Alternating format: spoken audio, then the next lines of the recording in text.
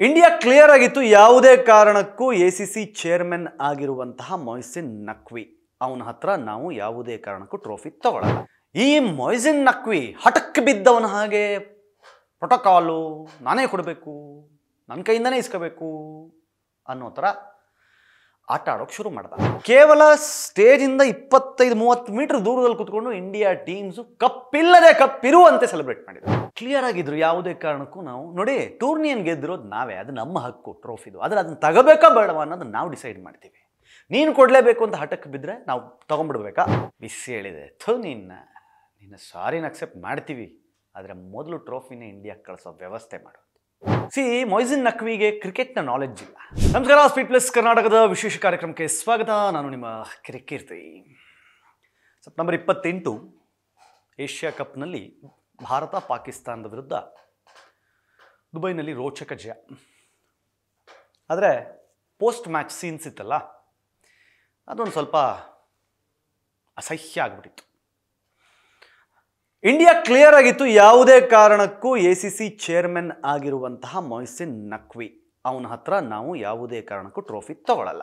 ಯಾಕಂದರೆ ಅವನು ಪಾಕಿಸ್ತಾನದ ಭಾಳ ದೊಡ್ಡ political leader and Pakistan cricket ಬೋರ್ಡ್ನ ಚೇರ್ಮನ್. ಸೊ ಹಂಗಾಗಿ ಅವನ ಹತ್ರ ನಾವು ತಗೊಳ್ಳಲ್ಲ ಅಂತ. ಇನ್ಫ್ಯಾಕ್ಟು ಜೊತೆಲಿ ಆಟ ಆಡಿದ ಪ್ಲೇಯರ್ಸ್ ಕೈ ಕೊಡೋಕ್ಕೆ ಇಂಡಿಯಾ ಟೀಮ್ ರೆಡಿ ಇರಲಿಲ್ಲ. ಅಂಥದ್ರಲ್ಲಿ ಟ್ರೋಫಿನ ಅವನ ಹತ್ರ ಯಾಕೆ ತಗೋಬೇಕು ಅನ್ನೋ ಕ್ಲಿಯರ್ ಮೈಂಡ್ಸೆಟ್ಟಲ್ಲಿ ಭಾರತ ಇತ್ತು. ಆದರೆ ಈ ಮೊಯ್ಸಿನ್ ನಖ್ವಿ ಹಠಕ್ಕೆ ಬಿದ್ದವನ ಹಾಗೆ ಪ್ರೋಟೋಕಾಲು ನಾನೇ ಕೊಡಬೇಕು, ನನ್ನ ಕೈಯಿಂದನೇ ಇಸ್ಕೋಬೇಕು ಅನ್ನೋ ಥರ ಆಟ ಆಡೋಕೆ ಶುರು ಮಾಡ್ದ. ಕೇವಲ ಸ್ಟೇಜಿಂದ 25-30 ಮೀಟರ್ ದೂರದಲ್ಲಿ ಕೂತ್ಕೊಂಡು ಇಂಡಿಯಾ ಟೀಮ್ಸು ಕಪ್ಪಿಲ್ಲದೆ ಕಪ್ಪಿರುವಂತೆ ಸೆಲೆಬ್ರೇಟ್ ಮಾಡಿದರು. ಖಾಲಿ ಕೈಯಲ್ಲಿ ಹಿಂಗೆ ಇಟ್ಕೊಂಡು, ಖಾಲಿ ಕೈಯಲ್ಲಿ ಹಿಂಗೆ ಕಪ್ಪಿದೆ ಅನ್ನೋ ಥರ ಭಾಸ ಮಾಡಿಕೊಂಡು ಹಾಕ್ಕೊಂಡ್ರು. ಅಭಿಷೇಕ್ ಶರ್ಮಾ, ಸೂರ್ಯಕುಮಾರ್ ಯಾದವ್ ಎಮೋಜಿ ಹಾಕಿರುವಂತಹ, ಅಂದರೆ ಕಪ್ನ ಎಮೋಜಿ ಇರುವಂಥ ಫೋಟೋಗಳನ್ನು ಶೇರ್ ಮಾಡಿದರು. ಕ್ಲಿಯರ್ ಆಗಿದ್ರು ಯಾವುದೇ ಕಾರಣಕ್ಕೂ ನಾವು ನೋಡಿ, ಟೂರ್ನಿಯನ್ನು ಗೆದ್ದಿರೋದು ನಾವೇ, ಅದು ನಮ್ಮ ಹಕ್ಕು ಟ್ರೋಫಿದು. ಆದರೆ ಅದನ್ನು ತಗೋಬೇಕಾ ಬೇಡವಾ ಅನ್ನೋದನ್ನು ನಾವು ಡಿಸೈಡ್ ಮಾಡ್ತೀವಿ. ನೀನು ಕೊಡಲೇಬೇಕು ಅಂತ ಹಠಕ್ಕೆ ಬಿದ್ದರೆ ನಾವು ತೊಗೊಂಡ್ಬಿಡ್ಬೇಕಾ ಅಂತ ಹೇಳಿದ್ರು. ಆದರೆ ಅವತ್ತು ಹಠಕ್ಕೆ ಬಿದ್ದ ಮೊಯ್ಸಿನ್ ನಖ್ವಿ ಟ್ರೋಫಿಯನ್ನು ಮತ್ತು ಮೆಡಲ್ಸ್ನ ಅವನ ಜೊತೆಲಿ ತೊಗೊಂಡು ಹೋಗ್ಬಿಡ್ತಾನೆ. ಅವನೊಬ್ಬ ಎಸಿಸಿ ಚೇರ್ಮನ್ ಆಗಿದ್ದಿರ್ಬೋದು, ಆದರೆ ಅವನ ಜೊತೆ ತೊಗೊಂಡು ಹೋಗ್ತಾನೆ. ಈಗ ಎಸಿಸಿ ಮೀಟಿಂಗ್ ನಡೆದಿದೆ ಸೆಪ್ಟೆಂಬರ್ 30ನೇ ತಾರೀಕು, ಅಂದರೆ ನಿನ್ನೆ ಛೀಮಾರಿ ಹಾಕಿದೆ. ಎಸಿಸಿ ಬೋರ್ಡ್ ಮೆಂಬರ್ಸ್ ಇಲ್ಲ. BCCI ತುಂಬ ಸ್ಟ್ರಾಂಗಾಗಿ ಹೇಳಿತ್ತು, ಅದು ನಾವು ಗೆದ್ದಿರುವ ಟ್ರೋಫಿ, ಅದು ನಮ್ಮ ಹಕ್ಕಿದೆ, ಅದ್ರ ಮೇಲೆ ವಾಪಸ್ ಕೊಡಬೇಕು ಅಂತ. ಈಗ ಮೊಯ್ಸಿನ್ ನಖ್ವಿ ಹೇಳ್ತೀಯಾನೆ, ಐ ಆಮ್ ಸಾರಿ, ಕ್ಷಮಿಸ್ಬಿಡಿ, ನಾನು ಹಂಗೆ ಮಾಡಬಾರ್ದಾಗಿತ್ತು. ಅವತ್ತು ನಾನು ಟ್ರೋಫಿಯನ್ನು ಹಿಡಿದು ಭಾರತೀಯ ತಂಡದವರು ಸೆಲೆಬ್ರೇಟ್ ಮಾಡಲಿಕ್ಕೆ ಅವಕಾಶ ಮಾಡಿಕೊಡಬೇಕಾಗಿತ್ತು, ಆದರೆ ನಾನು ಮಾಡಲಿಲ್ಲ. ಐ ಆಮ್ ಸಾರಿ. ಬಿಸಿ ಹೇಳಿದೆ ನಿನ್ನ ಸಾರಿನ ಅಕ್ಸೆಪ್ಟ್ ಮಾಡ್ತೀವಿ, ಆದರೆ ಮೊದಲು ಟ್ರೋಫಿನೇ ಇಂಡಿಯಾಕ್ಕೆ ಕಳಿಸೋ ವ್ಯವಸ್ಥೆ ಮಾಡೋದು. ನಖ್ವಿ ಏನೋ ಸ್ವಲ್ಪ ಗಾಂಚಲಿ ಹೇಳಿದನಂತೆ, ನೀವು ದುಬೈನಲ್ಲಿ ಎಸಿಸಿ ಅಂದರೆ ಏಷ್ಯನ್ ಕ್ರಿಕೆಟ್ ಕೌನ್ಸಿಲ್ನ ಆಫೀಸ್ನಲ್ಲಿ ಇರುತ್ತೆ, ಕಲೆಕ್ಟ್ ಮಾಡ್ಕೋಬೋದು. No, send it to India ಅಂತ BCCI ಹೇಳಿದೆ. ಕಳಿಸಿ, ನಮ್ದದು, ನಮ್ಮ ಹಕ್ಕಿದೆ ಅದ್ರ ಮೇಲೆ. ಈ ಮೊಯ್ಸಿನ್ ನಖ್ವಿ ಪಂಜಾಬ್ ಪ್ರಾಂತ್ಯ ಇದೆಯಲ್ಲ ಪಾಕಿಸ್ತಾನದು, ಅಲ್ಲಿ ಒಂಥರ ಏನೋ ಹೆಡ್ ಆಫ್ ದ ಮಿನಿಸ್ಟರ್ಸ್ ಅನ್ನೋ ಥರ ಏನೋ ಅವನಿಗೊಂದು ಪೊಸಿಷನ್.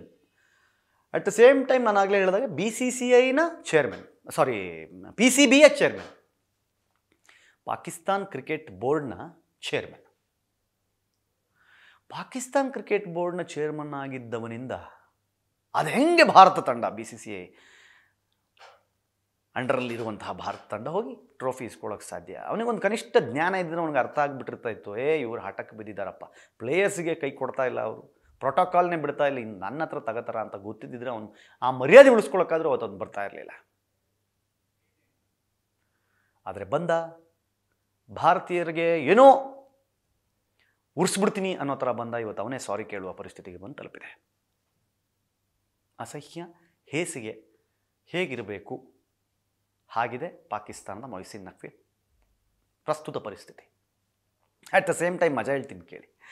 ಯಾವಾಗ ಇನ್ಸಿಡೆಂಟ್ಗಳು ಹಿಂಗಾಯಿತೋ ಪಾಕಿಸ್ತಾನದ ಪ್ಲೇಯರ್ಸೇ ಮೊಯ್ಸಿನ್ ನಖ್ವಿ ವಿರುದ್ಧ ಮಾತಾಡೋಕ್ಕೆ ಶುರು ಮಾಡಿದರು. ಯಾಕೆಂತಂದರೆ ಮೊಯ್ಸಿನ್ ನಖ್ವಿಗೆ ಕ್ರಿಕೆಟ್ನ ನಾಲೆಡ್ಜ್ ಇಲ್ಲ. ಅವನು ಪೊಲಿಟಿಷಿಯನ್, ಆ ಪೊಲಿಟಿಷಿಯನ್ನು PCBಯ ಚೇರ್ಮನ್ ಆಗಿ ಕೂತ ಮೇಲೆ ಕ್ರಿಕೆಟ್ನ ಬೆಳವಣಿಗೆಗೆ ಕುಂಠಿತವಾಗಿದೆ ಅನ್ನುವಂತಹ ಸಾಕಷ್ಟು ಮಾತುಗಳು ಕೇಳಿಬರ್ತಾ ಇತ್ತು. ಈಗ ಶಾಹಿದ್ ಅಫ್ರಿದಿ ಗೊತ್ತಲ್ವಾ, ಶಾಹಿದ್ ಅಫ್ರಿದಿ ಒಂದು ಮಾತು ಹೇಳಿದರೆ, ಅವನಿಗೆ ರಿಸೈನ್ ಮಾಡಿ ಕೆಳಗಿಳಿಯಕ್ಕೆ ಕೇಳಿ ಫಸ್ಟು.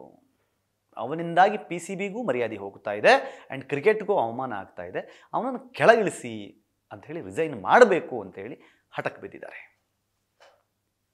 ಈ ತರಹದ ಪರಿಸ್ಥಿತಿ ನನ್ನ ಪ್ರಕಾರ ಬೇರೆ ಯಾರಿಗೂ ಬರಲಿಕ್ಕಿಲ್ಲ.